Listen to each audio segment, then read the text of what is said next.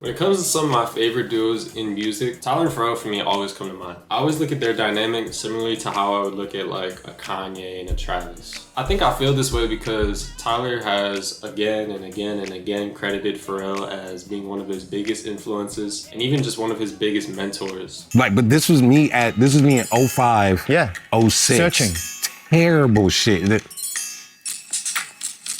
Whether it's the fact that Pharrell's In My Mind album literally inspired Tyler to create Odd Future, or even just changing Tyler's perspective on music completely. The influence of Pharrell has always been apparent in Tyler's work from day one. Then you got Pharrell. People like, oh, you such a fan, you such a stan, but like, of course I love and admire that man, but like he really looks out on some big homie shit. I love that man to death. I don't know if he's here, but I really want to thank Pharrell Williams. And that's why I'm hyped for today's video, because today is episode 2, a new series that I'm going to be starting on the channel called Producing Like Pharrell. In this series, I'm going to be picking a handful of artists that Pharrell has either worked with in the past or people that I would like to see him collaborate with in the future, and really just making something that I think, could be in both of their worlds. Episode 1 was Pharrell and Frank Ocean, so if you haven't watched that already, I'll pop it up in one of these corners. So go watch that if you haven't already, but yeah, let's get into it. I was digging through like an archive that I have on my phone of just old samples, and I found this chop that I found a while ago. And honestly, I heard it and instantly just thought like, damn, this sounds like some Tyler and Pharrell shit. I feel like every time I see them talk together, whether it's like in an interview or whatever, they always love to talk about chords and like nerd out over chords, so.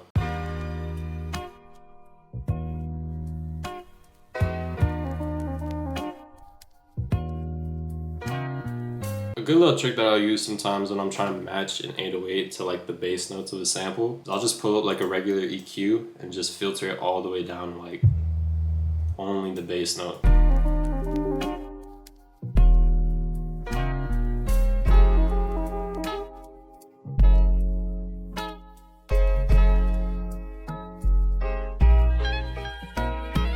Now that I have that 808 down, I want to try to get some like weirder drum textures, but kind of just keep it in the same pocket as the sample drums.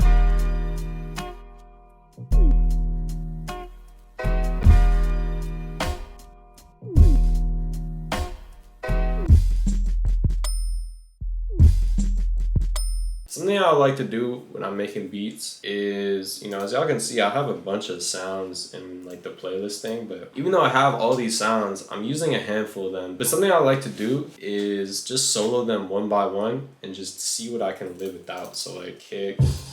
Sorry, let me see what it sounds like without that kick.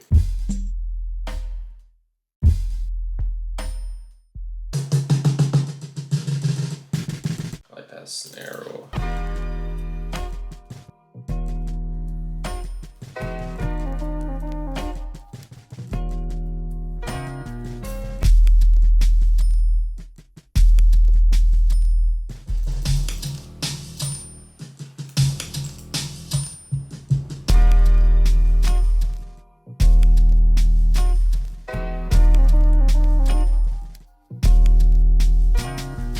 I still like these like snare rolls that I found. I think I want to use them for the other part of this beat, and I feel like this part of the beat is low-key done. Like,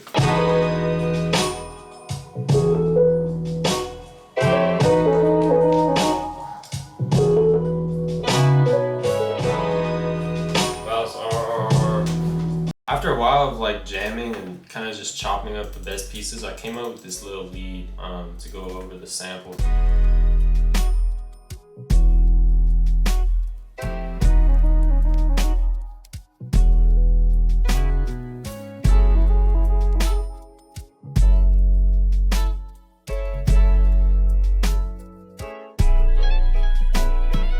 I want to put some like sort of delay on it, just because right now it's a lot of like staccato notes and shorter notes, and I want it to kind of be like a longer, more drawn out thing.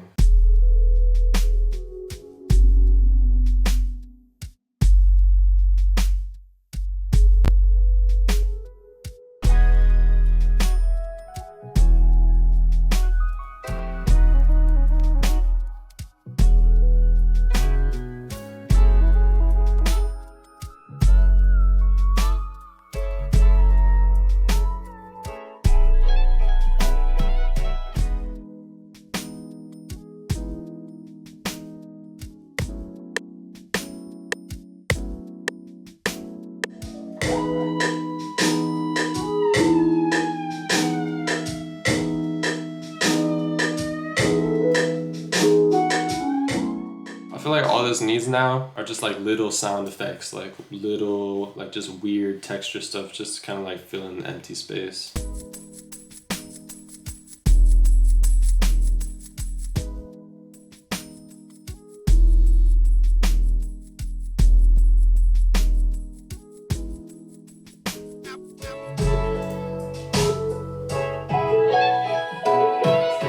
Basically a wrap for this video. If you enjoyed, definitely be sure to leave a like, subscribe, all that good shit. And definitely let me know in the comments who y'all want to see in the next episode. Other than that, I'm gonna have a link to all the sounds I use in this video in the description and also in the pinned comment. So go check those out if you haven't already.